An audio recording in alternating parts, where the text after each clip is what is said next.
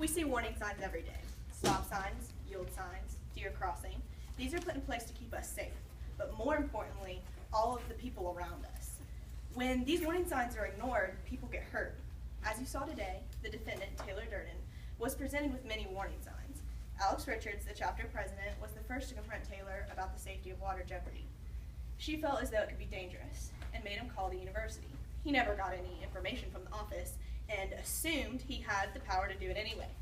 On top of that, Tammy Keynes felt so strongly about it that she quit the game and stated that it was a bad idea. Once again, warning Taylor of the harm that could come from this game. The defendant was warned more than once about the danger that could ensue from this activity. Now, in order to be convicted of hazing, Taylor had to show reckless disregard for safety, a foreseeable potential for harm, and be for the purpose of initiation into society. You all heard from Taylor himself that he was initiated his sophomore year. The defense has been trying to show that the Pledge Week activities were not mandatory to be admitted. But ladies and gentlemen, the law does not require that the water jeopardy to be mandatory for admission, but only that it was part of an initiation process. Taylor made that part quite clear for us. Taylor also made it clear for us when, during his cross-examen, I asked him if forcing people to drink beer would be wrong. He agreed and said that instead, he changed forcing people to drink beer to water. He forced people to drink the water. No one is claiming that Taylor intentionally killed this poor girl, only that the game was dangerous and he was given many warning signs that should have tipped him off. But after all of these warning signs, Taylor ignored every single one, and that is the definition of reckless. Now, why is the water so important?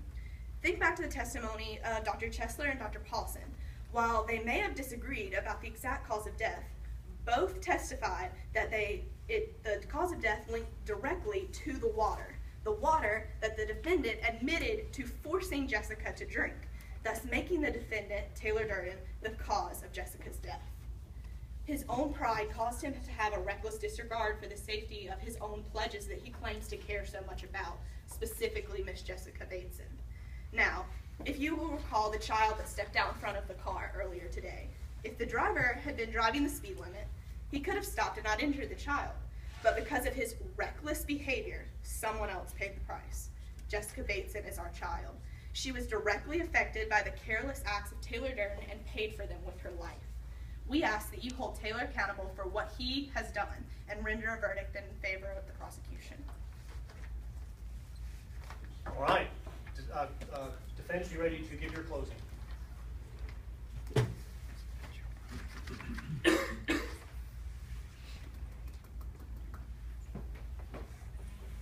I object the person using the term enforcing because that never came out in trial. Taylor Durden forcing Jessica Bateson because that never came out in trial. Okay, then the jury will take that into consideration. That is an objection I don't rule on, but they'll take that into consideration. Are you ready to proceed? Yes, Your Honor. All right.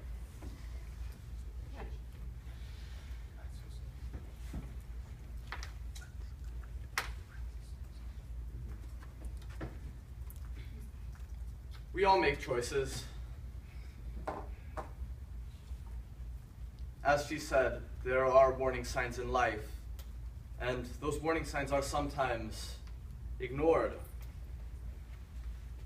The matter of the fact is, Taylor did not ignore warning signs. Nay, Jessica ignored them. She ignored them when she was putting on her medical forms that she had no medical ailments.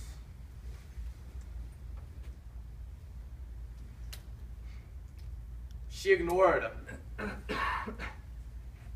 warning signs when her friends, her loved ones, they told her to stop playing the game, but she chose personally to continue playing.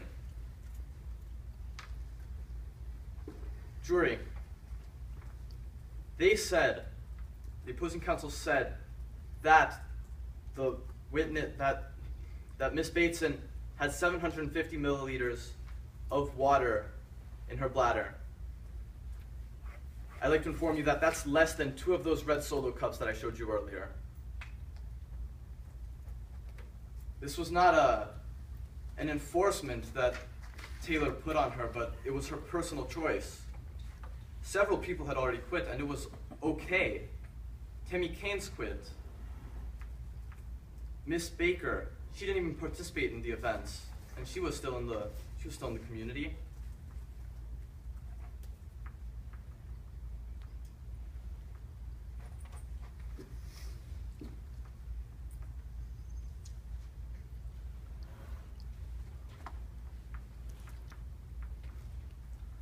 The matter of the fact is that this was a voluntary thing done by Jessica Bateson, not that it was enforced by anybody, much less Taylor. She chose to try and join the club, and she could have been admitted into the club. She could have been admitted to the club without having participated in any of the actions that she did, but she chose to play Water Jeopardy. And after choosing to play Water Jeopardy, we all know that she suffered the tragic events because she failed to acknowledge people that she had illnesses that would not let her consume water. And she failed to... She participated and she failed to listen to her loved ones, to her friends, who told her that it wasn't good for her.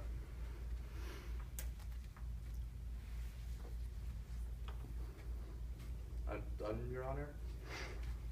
I'm done. Objection. Good to know. Okay, you have an objection? Yes, he stated that the solo cups, the amount of water that only related to 2 solo cups, that was not entered into evidence and did not come to trial.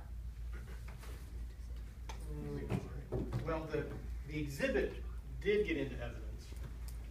I think, though, maybe you're referencing the volume of the cups? Yes, they never specified. related it to 2 solo cups and therefore making a different Okay, connotation. all right. Once again, I don't rule on that, but the jury will take it under consideration. Do you wish to offer a rebuttal at this time? Yes. Okay, how much time does the state have remaining for closing? 2 minutes and 10 seconds, Your Honor. 2 minutes and 10 seconds you have remaining to give your rebuttal. You do not have to use all of that time, but you have that much time. Yes, Your Honor.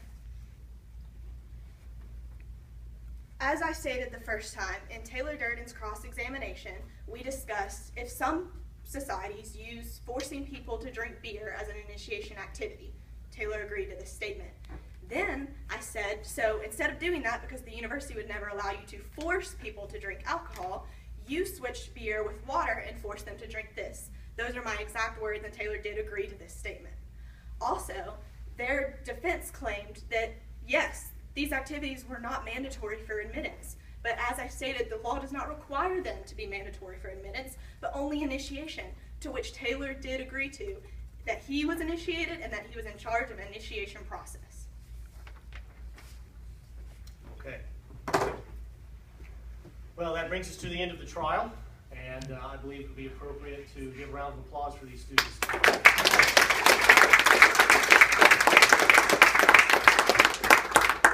All right, in a normal mock trial round, at the end of the round, individual awards are given to the students